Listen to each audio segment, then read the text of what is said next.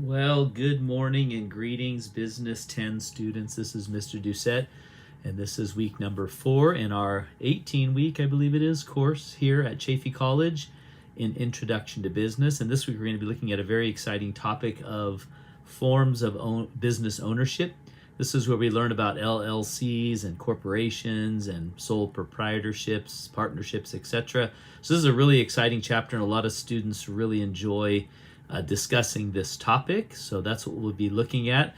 I'm going to go ahead and change my screen here so there's a picture of me on it. And there I am. And I'm going to go ahead and actually exit this screen and go ahead to our class in Canvas. So here we are in our class. I'm going to scroll down to module number 1, which actually ended yesterday. So you had your first module and you finished it. You should have had an exam. You should have completed your discussion post assignment, which I'll be getting to those over the next couple of weeks. It doesn't like so let me enter my password.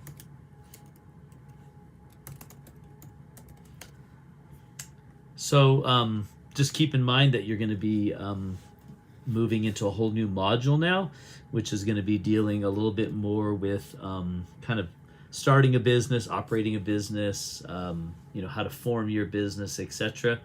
So just to scroll down, we looked at ethical decision making. I really enjoyed looking at your personal code of ethics. We talked about a global business marketplace, and we were looking at how to expand into global markets, and you did that homework assignment.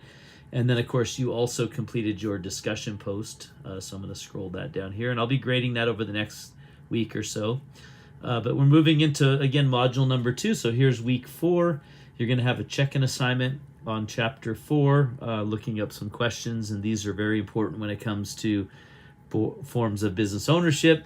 There's the homework, which is the pros and cons of business formation. So you're going to be looking at 2 different forms of business and then comparing them, and what are the strengths and weaknesses, what are the pros and cons, etc. It's pretty interesting homework assignment. I think you'll learn a lot. Then there's a quiz on chapter 4, and then you're going to be starting a new discussion post dealing with the topic of where do good ideas come from. So you might ask yourself, where do the business ideas come from? And since we're going to be looking at entrepreneurship and starting and managing a business next week, this is a relevant topic. It isn't a video, it's actually an article that you're supposed to read, and it talks about how all these different ideas that made it to the marketplace came about. Interesting ideas, not super big ones, not ones that were earth-shattering or life-changing, but certainly ones that made life a little easier.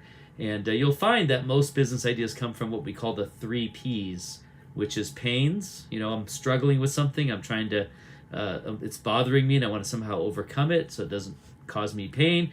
Problems, kind of similar to that, but hey, there's a problem to solve, there's a solution that's needed.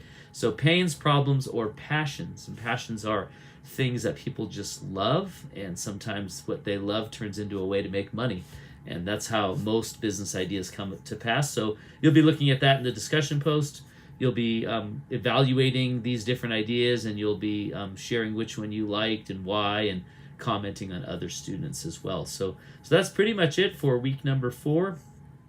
Just keep up the good work. Let me know if you need anything. I do not have office hours at Chaffey, but you're certainly welcome to reach out to me and set up a time to meet in Zoom if you want to, or just email me or text me, and I'll try and get back to you with any questions that you might have. I'll get back to you with the answers. So that's it for week 4. Have a great week, and you will see